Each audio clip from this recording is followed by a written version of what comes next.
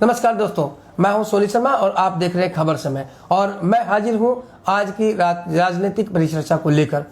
कल आपने देखा था कि जो तृणमूल कांग्रेस के टाउन प्रेसिडेंट थे संजय पाठक, उनसे हमने बात करी थी, बेबाक बातें करी थी स्थानीय राजनीति को लेकर। और अब फिर तो हम बार बार बता रहे हैं कि चुनाव का माहौल गर्म है, चुनावी सरगर्मियां तेज हो गई है। और ऐसे में हम लेके आ रहे हैं अपने सिलीगुड़ी के स्थानीय जो नेता हैं उनको, और उनसे जानने की कोशिश कर रहे हैं कि उनका क्या विचार है वर्तमान परिस्थिति को लेकर, वर्तमान चुनाव को लेकर, वर्तमान नगर की स्थिति को लेकर, राज्य की स्थिति को लेकर उनका क्या कहना है। तो आज हमारे साथ आ गए हैं कमल अग्रवाल, जो कि माकपा के नेता हैं और साथ ही अधिवक्ता है, कर विशेषज्ञ अधिवक्ता हैं, शहर के जाने माने। और इसके अलावा लगातार 15 वर्षों से वो 10 नंबर वार्ड पर पार्षद के रूप में अपना कार्य कर रहे हैं। लगातार 3 टर्म उनके हो चुके हैं और 5 सालों से वो मेयर परिषद के सदस्य भी हैं। और इस दौरान उन्होंने 5 महत्वपूर्ण जो विभाग हैं वो देखे हैं। ट्रेड लाइसेंस है, विज्ञापन का है, पार्किंग का है और पार्क एंड गार्डन है, और साथ ही जो अतिथि निवास है उनका भी काम कमल जी देख रहे हैं। तो कमल जी हमारे साथ है। कमल जी से आज हम पूरी बातें करेंगे, विशेषकर सिलीगुड़ी की। यूँ तो पूरे राज्य में राजनीतिक माहौल गर्म है, लेकिन चूंकि हम सिलीगुड़ी से जुड़े हैं और सिलीगुड़ी से हमारी भावनाएं जुड़ी हैं, सिलीगुड़ी के मुद्दे से हम जुड़े हैं, तो सिलीगुड़ी के विषय को लेकर विशेषकर हम बात करेंगे कमल जी से।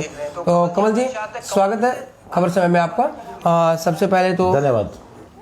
हम ये जानना चाहेंगे कि चुनावी तैयारियां में लगभग सभी पार्टियां उतर चुकी है, और क्या बात करें तृणमूल कांग्रेस की, क्या बात करें भारतीय जनता पार्टी की, सभी इसमें कूद पड़े हैं। तो ऐसे में जो माकपा है उनकी क्या तैयारियां चल रही है? क्योंकि अभी हमने सुना था कि जो मार्क्सवादी कम्युनिस्ट पार्टी है वो कांग्रेस के साथ गठजोड़ कर रही है। तो आप लोग की तैयारियां कैसे चल रही है चुनाव को लेकर, और क्या भविष्य लग रहा है इन दोनों की लड़ाई के बीच आप लोग का? ऐसा है, पहली बात तो यह है कि जो हमारी पार्टी है उसकी ये नीति हमेशा रही है और रहती है कि 365 दिन लोगों से जुड़े रहे। चुनाव के वक्त तो सभी पार्टियां लोगों से आके जुड़ती है, कोई हिंदी भाषी का नाटक करती है, कोई कुछ करती है, लेकिन माकपा ये धर्म और जाति की राजनीति नहीं करके 365 दिन लोगों के दुख में सुख में हमेशा, जैसे मछली और जल का संपर्क है वैसा संपर्क नागरिकों के साथ हम लोग रखते हैं और उनके साथ जुड़े रहते हैं। उनका दुख सुख जो भी उनकी समस्याएं हैं उसमें शामिल होना, ये हमारे लिए। हाँ, चुनाव के वक्त ये सहज सी बात है कि कोई भी पॉलिटिकल पार्टी हो, सरगर्मी थोड़ा ज़्यादा बढ़ जाती है, थोड़ा मेहनत ज़्यादा करनी पड़ती है, ये बात सही है, लेकिन हम लोग हमेशा जुड़े रहते हैं 365 दिन। तो मैं बोल रहा था कि कमल जी, आप 10 नंबर वार्ड से पार्षद हैं और 15 साल से आप इस वार्ड पर काबिज हैं, तो जरूर आपने जनता के लिए कुछ ना कुछ काम किए होंगे, तभी लगातार जनता 3 टर्म में आपको मौका दे चुकी है। तो क्या क्या काम अपने वार्ड के आपने करवाए हैं? ऐसा है कि सोनी जी, ये सही है कि 3 बार मैंने चुनाव जीता है और मेरे वार्ड की जो नागरिक है उन्होंने मुझ पर भरोसा किया है और तीनों बार मेरी मार्जिन बढ़ी है। पहली बार मैंने 324 वोट से जीता था, दूसरी बार मैंने 654 या ऐसे कुछ वोटों से जीता था, और तीसरी बार मैंने 952 वोटों से जीता था। और जबकि मेरे वोटर संख्या सिर्फ 2500 है, उसमें 1000 वोट की मार्जिन एक मायने रखता है। काम बहुत हुआ है, रास्ते घाट, अभी मैस्टिक रोड बना है, पहले भी कुछ मैस्टिक रोड बने हैं, नवीन सेन रोड में, महाकालपल्ली में, अभी केसीडी रोड और रसिकलाल गोस्वामी बना, श्री राम कॉलोनी बना है। चर्च रोड बहुत पहले पास हुआ था लेकिन उसका वर्कआउट नहीं हुआ था, अब हो गया है। चर्च रोड और पंचायत भवन रोड भी अभी मैस्टिक होने जा रहा है। और हमारे मारना नदी के किनारे सौंदर्यकरण का काम हुआ है, घाट बना है, उसका नाम मुंशी प्रेमचंद घाट रखा गया है।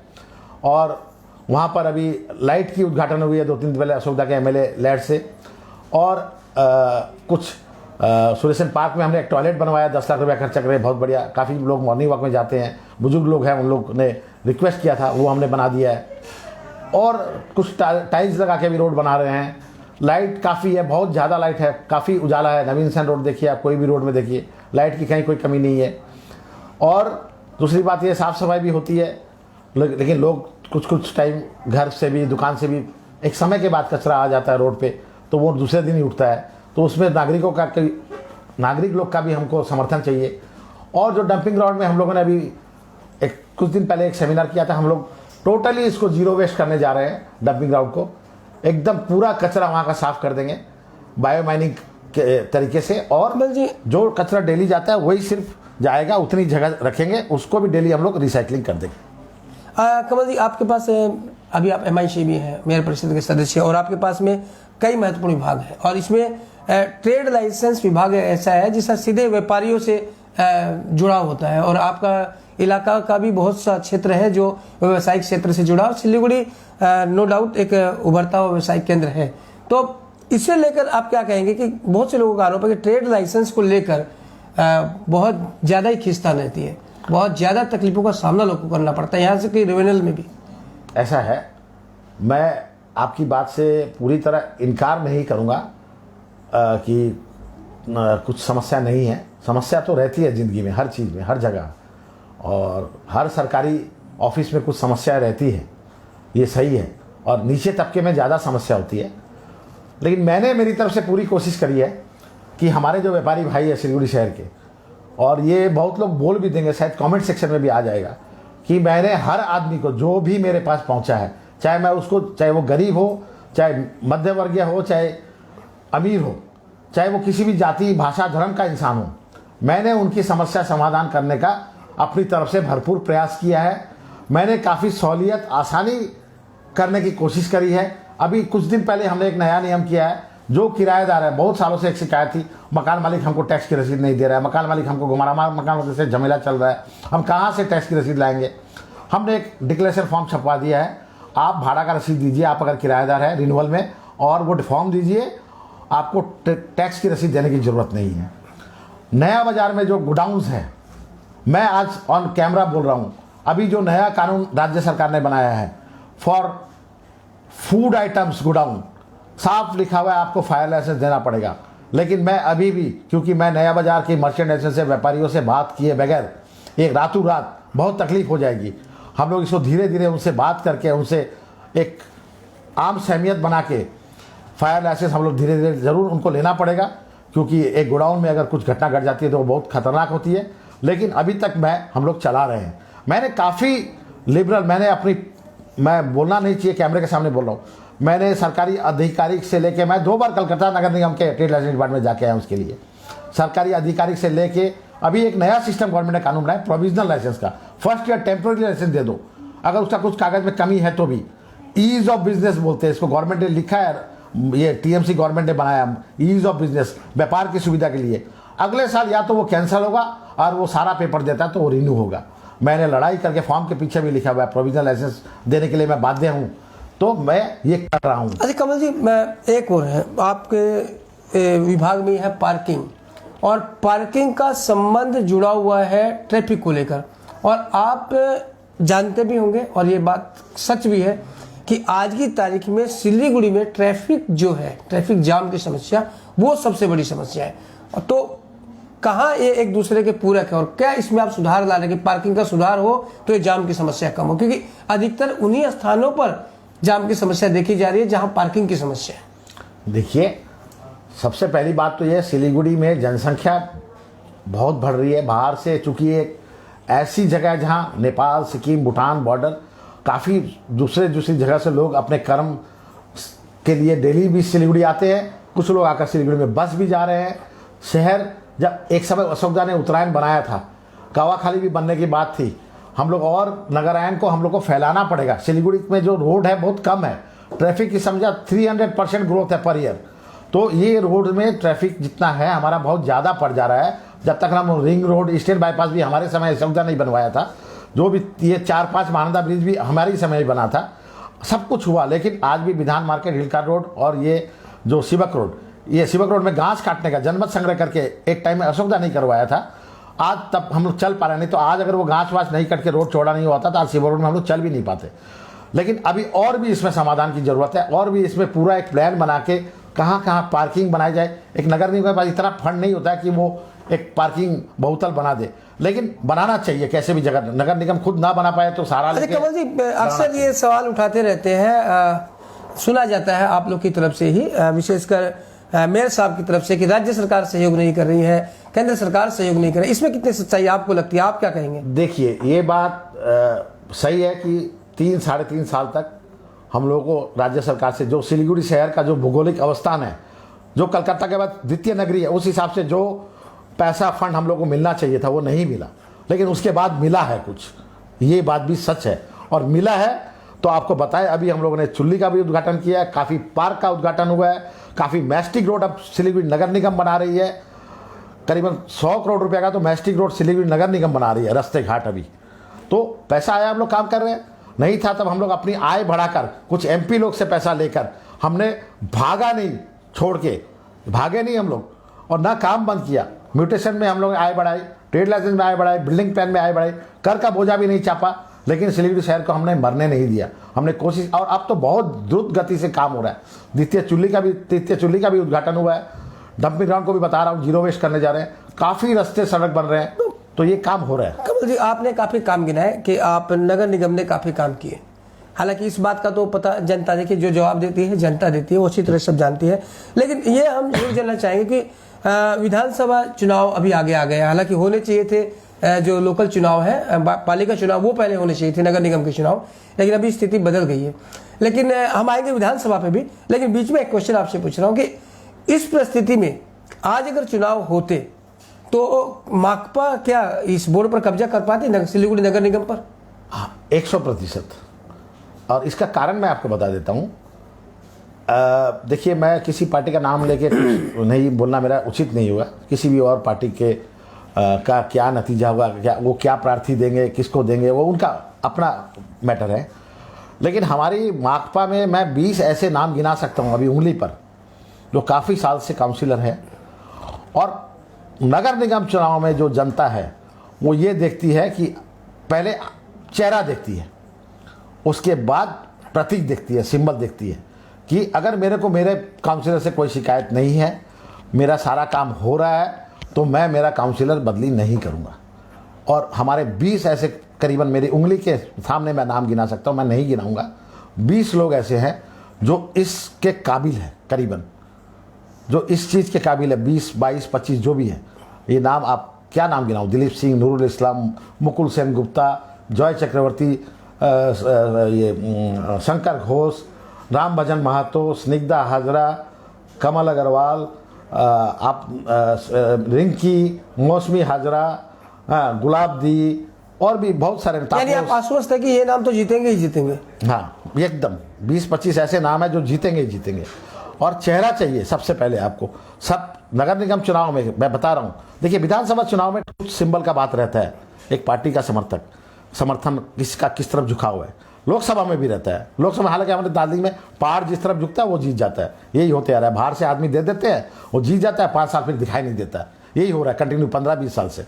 लेकिन नगर निगम चुनाव में पहले चेहरा देखते हैं लोग, देखते हैं कि मेरा ये कितना करीबी रहा है, इतना जब से है मेरे वार्ड में, मेरा कितना काम करके दे रहा है। अगर उससे कोई शिकायत है तो उसको क्यों बदलेंगे लोग? नहीं बदलेंगे। अच्छा, 34 साल आपकी सीपीएम पार्टी ने बंगाल पर राज किया, और 2011 में आप 63 सीट पर आ गए, और उसके बाद बात करें 2016 की तो माकपा 32 सीटों पर आ गई। तो अब की बार क्या समझे, क्या माकपा साफ होगी ना वापिस आएगी? देखिए, बड़ी काफी तेजी से आपका ग्राफ गिरा, ये मैं नहीं बता रहे, आंकड़े बता रहे, मैंने आपको सीटें बताई हैं कि 11 में 63 सीटें आई थी माकपा की, और बाद में 32 हुई, और अब आप कहीं ना कहीं, क्योंकि मजबूर होकर अब फिर आप कांग्रेस के साथ आए हैं गठजोड़ करके, तो कहीं ना कहीं कमजोरी तो पक्की लग रही, तभी ये गठजोड़ हुआ, मेरा विचार है, मेरा मानना है। लेकिन आप अब ये बताएं कि क्या माकपा साफ हो जाएगी, या फिर कांग्रेस को साथ के लेकर फिर कहीं ना कोई संभावना बन रही है? देखिए, ऐसा है कि कांग्रेस के साथ पहले भी गठबंधन हुआ है कई बार। हम लोग ने यूपीए 1 सरकार को केंद्र में भी समर्थन किया था बाहर से, और ऐसा नहीं कि पहली बार हो रहा है। लेकिन वो अलग विषय है, वो हमारे बड़े जो नेता है वो लोग तय करते हैं किसके साथ गठबंधन। पश्चिम बंगाल विधानसभा में पहली बार आपका गठजोड़ हो रहा है? विधानसभा में भी शायद पहली बार, क्योंकि 2011 में तो कांग्रेस और टीएमसी मिलकर लड़ी थी। हाँ। आज 16 में आपका था। हाँ, तो ठीक है, गठजोड़ हुआ है, केंद्र दूसरी बार चुनाव में भी हुआ है, सरकार बनाने में भी हुआ था। हम लोग मिनिस्ट्री में नहीं गए थे। लेकिन मैं ये बोलना चाहता हूँ कि जो इस बार एक जो मेरे को लग रहा है, मेरा जो धारणा है, जो रूलिंग पार्टी है जिस तरह से उसमें फूट दिखाई पड़ रही है, ये कुछ आप भी देख रहे हैं टीवी चैनल में, न्यूज़पेपर में। भाजपा एक कोशिश कर रही है बंगाल में अपनी एक जगह बनाने की, काफ़ी प्रयास कर रही है। और इस बीच में मीडिया भी इस ढंग से शो कर रही है कि फाइट जो है भाजपा और टीएमसी के विरुद्ध है।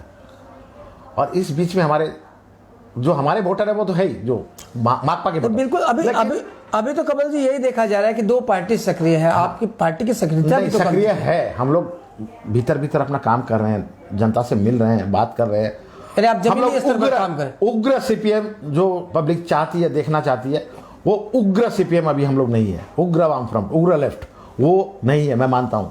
लेकिन ऐसा नहीं है कि हम लोग पब्लिक की जो शिकायत है, जो डिमांड है, उसके लिए धरना आंदोलन हम लोग नहीं करें। हम लोग लगातार करते जा रहे हैं। कृषक आंदोलन चल रहा है उधर, आपको पता है। हमारा जो बीच में भारत बंद भी हुआ और भी हुआ, सिलीगुड़ी में भी काफी। आप कृषक आंदोलन को कितना समर्थन करें? नहीं, वो सही है। अगर देखिए, मैं एक ही बात सीखा हूं, बंगाल में जो माकपा की सरकार गई थी पिछली बार, मेरे वार्ड में भी एक दो बार ऐसा कुछ घटना हुआ था, दो गुमटी हटा के साइड करनी थी या कोई रोड बनाना, कुछ पब्लिक जब बोलती नहीं ये काम नहीं करना, अच्छा ही करना चाह रहा हूं, तो मैं उस काम को बंद कर देता हूं, नहीं करता हूं। नंदीग्राम सिंगूर दोबारा नहीं करना है। अच्छा करने जाओ, शिल्पायर करने जाओ, उस समय या तो जोर जबरदस्ती। तो कमल जी, आपने कहा कि अच्छा काम भी करना चाहते हैं और पब्लिक अगर नाराज होती है तो आप नहीं करते हैं, तो ये तो गलत संदेश हो जाएगा। ये गलत संदेश नहीं है। आप बुराई को मिटाएंगे तो कुछ तो दर्द होगा। नहीं, ऐसा है, अगर घाव हो जाए तो घाव को काट देना ठीक है। ऐसा है कि 34 साल जब कंटिन्यू माकपा सरकार रही ना, तो ये 34 साल एक साथ रहना भी गलत हो गया। लोगों की आकांक्षा, एक्सपेक्टेशन बहुत ज़्यादा थी। जहाँ गाँव में साइकिल नहीं थी वहाँ 4 चक्का हो गया, गाँव में कच्चे रोड नहीं थे वहाँ रोड्स हो गए, गाँव में एक प्राथमिक स्कूल नहीं था वहाँ कॉलेज बन गया। ये सारा नींव रखा गया। उसी तरह कांग्रेस सरकार ने भी दिल्ली में 70 साल कुछ नहीं हुआ। कुछ पार्टियां के नेता बोलते हैं, ये गलत है। सैम पिट्रोडा, राजीव गांधी के टाइम में ये जो टेक्नोलॉजिकल आंदोलन है, आज मोबाइल इंटरनेट हम लोग जो यूज़ कर रहे हैं, वहाँ से स्टार्ट हुआ था। आज जो 5, 7, 8 साल में भाजपा सरकार ने कोई विकास नहीं किया, कोई काम नहीं किया, मैं ये नहीं बोल रहा हूँ। उन्होंने भी काफ़ी कुछ महत्वपूर्ण काम किया। अटल बिहारी वाजपेयी ने एक टाइम में गोल्डन क्वाड्रिलेटरल ये जो रोड चारों ये किया था। तो समय के साथ सब काम होता है। सारा क्रेडिट अगर बॉर्डर पे सैनिक मर गया तो वो सरकार ले ले, या सारा कुछ धर्म और जाति के नाम पर हो। आज एनआरसी, सीए, ये जो सिटीजनशिप बिल हमारा संविधान में लिखा हुआ, जो भारत में पैदा हो और भारत का नागरिक है। अरे माँ बाप का सर्टिफिकेट, बर्थ सर्टिफिकेट कहाँ से कौन लोग लाएगा? कौन? प्रधानमंत्री, गृह मंत्री, राष्ट्रपति, हमारे जो लोकसभा के स्पीकर है, वो लोग क्या दिखा पाएंगे माँ बाप का जन्म का प्रमाण? तो ये इसका एक दूसरा रूपरेखा होना चाहिए। आप खोजिए कौन कौन बाहर से घुसे हुए घुसपैठिए है, उसको खोजिए, निकालिए। उसमें मैं मेरी असहमति नहीं है, लेकिन तरीका आप सही अपनाइए जो सबके मान सम्मान में लगता है। हम लोग इतने साल से भारत में रह रहे हैं, और गरीब अगर डिटेंशन सेंटर में बड़ा आदमी नहीं जाएगा, बड़ा वादा वाला नहीं जाएगा, तो छोटा गरीब आदमी भी डिटेंशन सेंटर में नहीं जाएगा। हाँ बिल्कुल कमल जी, अब कुछ राजनीति से जुड़े कुछ व्यक्तिगत सवाल आपसे करना चाहता हूँ कि आप 15 सालों से जुड़े हुए और एक हिंदी भाषी कह सकते हैं, आप हिंदी भाषी समाज का कहीं ना कहीं प्रतिनिधित्व कर रहे हैं, और 15 सालों के बाद आज आप अपनी पार्टी में अपनी स्थिति क्या पाते हैं? क्योंकि 3 टर्म होने के बावजूद भी क्या कभी आपकी इच्छा नहीं हुई कि मैं डिप्टी मेयर बन जाऊं या मैं मेयर बन जाऊं या आपको विधानसभा लड़ना चाहिए? देखिए, ये कुछ लोग छुपा लेंगे, कुछ लोग बोल देंगे। तो इच्छा तो सबकी होती है कि मैं जितना मेरा कार्य क्षेत्र है, मेरा कार्य क्षेत्र और ज़्यादा बड़ा हो, मैं और ज़्यादा लोगों के लिए काम कर सकूं। ऐसी बात तो नहीं है कि किसी भी इंसान की इच्छा नहीं होती, सबकी इच्छा होती है। कोई बोल देता है, कोई नहीं बोलता है। आपने सवाल किया तो मैंने जवाब दे दिया। इच्छा मेरी भी है, आपकी भी इच्छा होती है, मेरी भी इच्छा होती है कि मैं और ज़्यादा लोगों के लिए काम कर सकूं। मैंने काम किया है 15 साल में। कहीं आपको लगता है आपको वंचित रखा गया? जो आपका एक आप अधिवक्ता है, जितना महत्वपूर्ण पद आपको दिया जाना चाहिए था। पश्चिम बंगाल इन 15 सालों में सबसे बड़ी बात तो कि 3rd टर्म में आपको MIC बनाया गया, इससे पहले आपको नहीं दिया गया। और इस वक्त भी आपकी हम शिक्षा देखें या आपका 15 साल का रिकॉर्ड देखा जाए तो आपको नहीं लगता कहीं ना कहीं आपकी प्रतिभा को मौका नहीं दिया गया? देखिए, ऐसा है कि मैंने करीबन 22, 23, 25 साल पहले ये पार्टी शुरू की थी, काम करना शुरू किया था। मेरे को 1.5, 2, 2.5 साल में ही पहली बार में मेरे को टिकट दिया गया। मेरे को हमारे जो पूर्व मेयर, अभी विधायक और जो चेयरपर्सन है, उन्होंने काफ़ी सपोर्ट किया है। हमारे जो पार्टी के डालनी डिस्ट्रिक्ट सेक्रेटरी है जीवे तेज सरकार, उन्होंने भी काफ़ी सपोर्ट किया है। हमारे जो और सदस्य उन्होंने भी सपोर्ट किया, ऐसी बात नहीं है सपोर्ट नहीं किया। नहीं तो 2 साल 2.5 साल पार्टी करके किसी को भी टिकट नहीं मिलती है, 25-30 साल लग जाते हैं पार्टी मेंबरशिप मिलने में। लेकिन हाँ, ये बात भी सही है कि कभी कभी कहीं ना कहीं मेरे को लगता है कि थोड़ा मेरा और ज़्यादा पार्टी के अंदर, संगठन के अंदर या और जगह होना चाहिए था, जो शायद किसी भी कारणवश शायद मैं उस काबिल उन्होंने नहीं कुछ लोगों ने नहीं समझा होगा, मेरे को होना चाहिए था। लेकिन मेरे को कोई शिकायत नहीं है, क्योंकि मैं एक चीज़ में विश्वास करता हूँ, आज मैं जिस जगह पे हूँ मैं मेरी अपनी बदौलत हूँ। मैं किसी की दया और मेहरबानी के बदौलत आज इस पार्टी में जिस पोस्ट में भी हूँ, चाहे तीसरी बार में मिला, चाहे पहली बार में नहीं मिला या और कुछ मिलना चाहिए था, आज मैं जहाँ भी पहुँचा हूँ ये भी बहुत बड़ी बात है, छोटी बात नहीं है। और मैं अपना कर्म करते जाऊँगा, जनता के लिए काम करते जाऊँगा, और जनता सबसे बड़ी होती है। मैं एक बात जानता हूँ, जनता पार्टी से भी बड़ी होती है, कोई भी पार्टी से भी बड़ी। जनता अगर चाहेगी तो आज नहीं तो कल मैं अपनी काबिलियत पर, जैसे सौरव गांगुली को इंडियन टीम का कैप्टन से हटा दिया गया था, तो एक प्रोग्राम था तो मैंने बोला था जिसके अंदर काबिलियत होगी वो वापस लौट कर आएगा, चाहे वो शिक्षा हो, चाहे वो राजनीति हो, चाहे कोई भी फील्ड हो, और वो वापस लौट के आए थे अपनी काबिलियत के ऊपर। तो मेरी काबिलियत है, मेरे को लगता है मेरी काबिलियत है, मैंने काम किया है, वार्ड में भी किया है, नगर निगम के लिए भी किया है। और मैं जीतने के बाद मैं पार्टी नहीं देखता, मैं किसी पार्टी के दूसरी पार्टी के विरुद्ध में ज़्यादा कुछ बोलता भी नहीं हूँ। मैं जीते हर वार्ड पार्टी के लोगों के लिए काम करता हूँ, मेरे वार्ड में जीतने, चाहे वो टीएमसी करता हो, बीजेपी करता हो, कांग्रेस, इसीलिए मेरे को सब पार्टी के लोग कॉर्पोरेशन वोट इलेक्शन में वोट भी देते हैं। और शहर में भी मैं मेरा सब पार्टी के लीडर लोग से अच्छी दोस्ती है, all political parties, even Shankar Malakar बोलिए, राजू बिस्ता जी बोलिए, अपने यहाँ जो गौतम देव जी है, सब मेरे को प्यार करते हैं। कमल जी, अभी दल बदलने का बड़ा ट्रेंड चला हुआ है, देखा जा रहा है कि एक पार्टी से दूसरी पार्टी में लोग का आना जाना खूब लगा हुआ है। ऐसे में क्या आपके पास कभी कोई प्रस्ताव नहीं है, आप पे डोरे नहीं डालेंगे? नहीं, ऐसा है, मेरे पास प्रस्ताव नहीं आया, ये बात कहना गलत होगा। मेरे पास कई पार्टियों से आप पे भी डोरे डालेंगे? कुछ तरीके से प्रस्ताव आया, बहुत आया। एक बार की मैं नाम नहीं लूँगा, एक पार्टी से तो बंगाल की हाईएस्ट लेवल से भी थ्रू किसी के प्रस्ताव आया था, बहुत पहले, करीबन 1.5-2 साल पहले, और उनके लोकल लीडर्स ने भी कई बार बोला है। दूसरी पार्टी ने भी जो अभी कोशिश कर रही है बंगाल में पूरा आगे बढ़ने, उनकी तरफ से भी बहुत प्यार से उनके लोकल प्रस्ताव आया था ज़रूर। लेकिन जो भी समझिए, मैं इतने साल से एक पार्टी से जुड़ा हुआ हूँ, लगा हुआ हूँ।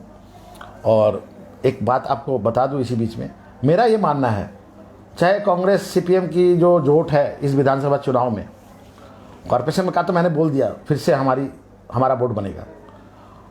ये जो कोलिशन है विधानसभा चुनाव में, कौन सरकार बनाएगा बंगाल में, इसमें एक अहम भूमिका वैकल्पिक सरकार पश्चिम बंगाल में बनने जा रही है। और उसमें वाम और कांग्रेस की जो गठबंधन है, वो एक महत्वपूर्ण फैसला उनके हाथ में रहेगा कि किसकी सरकार बनेगी, किस पार्टी की सरकार बनेगी। ये कह देते हैं कि ये बात कमल जी बोल रहे हैं। सोनी जी, मैं एक सेकंड आपको रोक रहा हूं, सरकार की कुंजी, सोनी जी एक सेकंड मैं रोक रहा हूं। मेरे बहुत मित्र दोस्त, मेरे जो चाहते हैं, मेरे को दिल से प्यार करते हैं, मेरे को बोलते हैं कमल अब बहुत हो गया, अब तू थोड़ा सा इधर उधर, तो मैं उनको भी इस इंटरव्यू के माध्यम से बताना चाहता हूं, अभी तो लोग सिलीगुड़ी के काम के लिए हम लोगों के पास आते हैं, और ये चुनाव के बाद लोग कलकत्ता के काम तक के लिए हमारे पास आएंगे। मैं आपको आश्वासन देके, यानी आपका इशारा साफ है कि कहीं ना कहीं टीएमसी की सरकार बनने वाली है, और आप लोग के सहयोग नहीं, मैं किसकी सरकार बनने जा रही है नहीं बोल रहा हूँ कुछ भी। आप नहीं तो क्या, अगर आपकी बात जिसकी भी बनेगी, अगर जिसकी भी बनेगी हमारे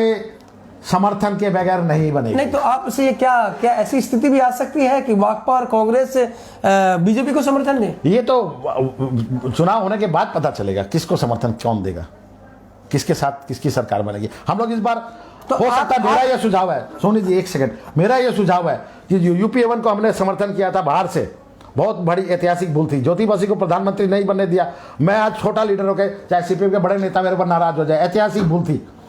अब की बार अगर ऐसा मौका बंगाल में आता है, मैं स्वीकार कर रहा हूं, के नेता भी स्वीकार, बंगाल में अगर ऐसा मौका आता है तो मैं मेरे सीनियर लीडर लोग से बोलूंगा, अलीबिद इंस्टीट्यूट से विमान, वो सबसे अनुरोध करूंगा कि हम लोगों को सरकार के अंदर जाकर उसको सपोर्ट करना चाहिए।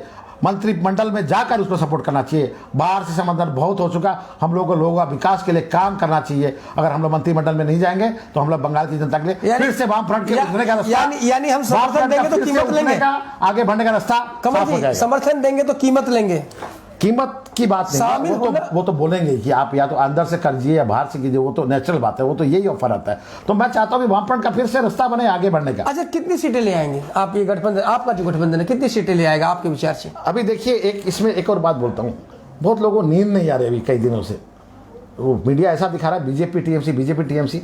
मैं एक अनुरोध कर रहा हूँ आपके चैनल के माध्यम से, आज जिसको नींद नहीं आ रहा है ना, आप लोग आज से आराम से सोइए।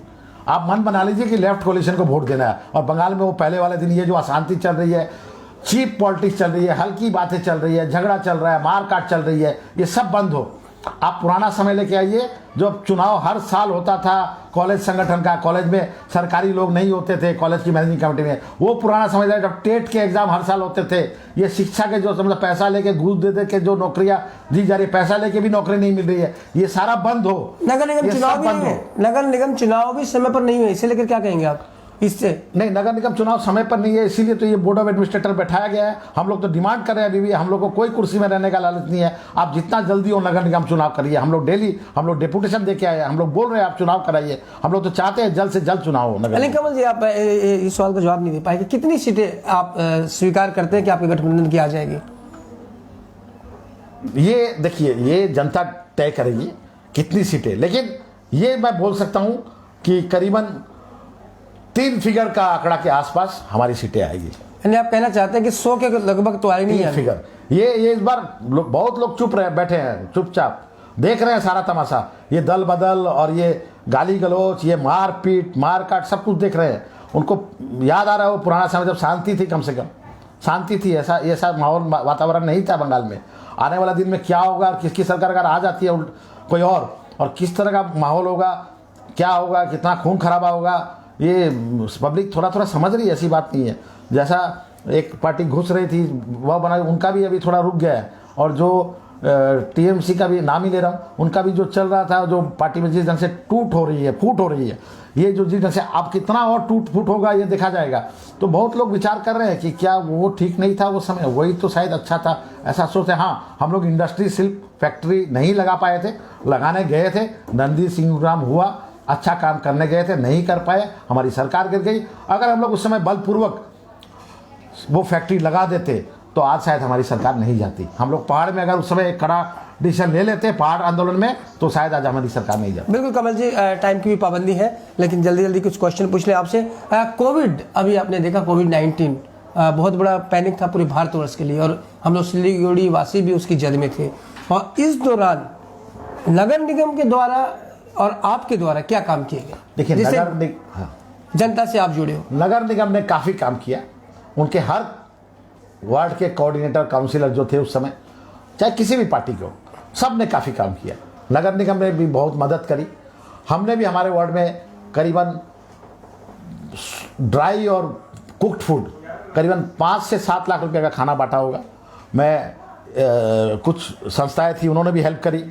हमने अपना खुद का भी कुछ स्प्रेइंग जो करना था, जो धुआं था, जो सैनिटाइजेशन था, ये सब कुछ हम लोगों ने किया। मशीन खरीदा, काफ़ी काम हुआ। लेकिन दुर्भाग्य की एक बात है, मैं यहाँ पर बोलना चाहूँगा कि आज अभी बजट आया कुछ दिन पहले, मैंने बोला भी था एक न्यूज़पेपर में कि जो परिवार के लोग कोविड में प्राइवेट नर्सिंग होम में चिकित्सा कराए, गरीब लोग, मध्यवित्त लोग, सरकारी सुविधा नहीं मिली, या जिनके परिवार में कोविड हुआ था एक या 2 आदमी को, इस बजट में कुछ ना कुछ उन लोगों के लिए आना चाहिए था। टेलीफोन बिल में कुछ सब्सिडी, इलेक्ट्रिक बिल में कुछ सब्सिडी, जीएसटी में कुछ सब्सिडी, इनकम टैक्स में कुछ सब्सिडी, ये कुछ भी केंद्र सरकार या राज्य सरकार की तरफ से नहीं आया।